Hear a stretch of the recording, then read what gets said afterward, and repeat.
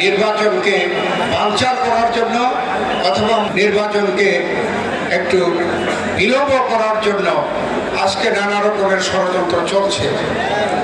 আজকে আমি আপনাদের কাছে অনুরোধ করতে চাই, যে কোনো ষড়যন্ত্রকে মোকাবেলা করার জন্য আগামী নির্বাচনকে আপনারা এত 16 বছর যাবৎ যেইভাবে নির্বাচন দিতে পারেন নাই, সেইভাবে যাতে নির্বাচন ভোট দিতে পারেন সেই জন্য আপনারা সকলে প্রস্তুত গ্রহণ করেন এবং সেইভাবে আপনারা দলকে সংগঠিত করেন।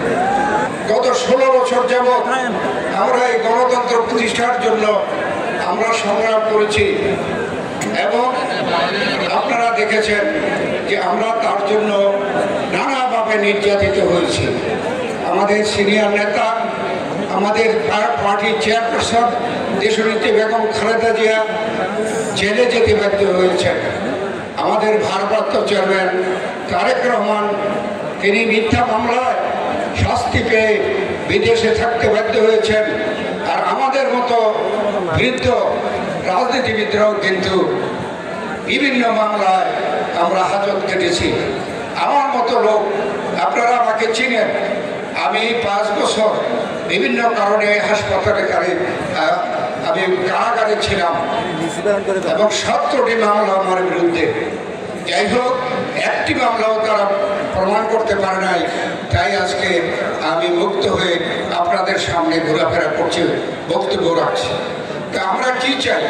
আমরা চাই সেই গণতন্ত্রকে ফিরিয়ে আনতে এবং আগামী নির্বাচনকে আমরা যাতে করে সফল করতে পারি। বিগত স্বৈরাচার ফ্যাসিস্ট সরকারের আমলে দিনের পর রাত এবং বিভিন্ন রকমের ষড়যন্ত্র হওয়াতে সেখানে নির্বাচনে আপনারা ভোট দিতে পারেন নাই। তাই যে সময় ভোট দিতে পারেন নাই, তা ছাড়া প্রত্যেকবার আমাকে এই এলাকা থেকে নির্বাচনে আপনারা নির্বাচিত করেছেন, ভোট দিয়েছেন এবং প্রত্যেকবারই আমাকে মন্ত্রী হিসাবে আমাদের সরকার আমাকে সম্মানিত করেছে।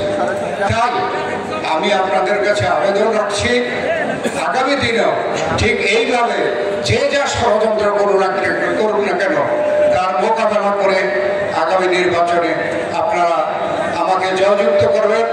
আমি আপনাদেরকে সম্মানিত করব, অতীতে যেভাবে করেছি এখন ইনশাআল্লাহ করব।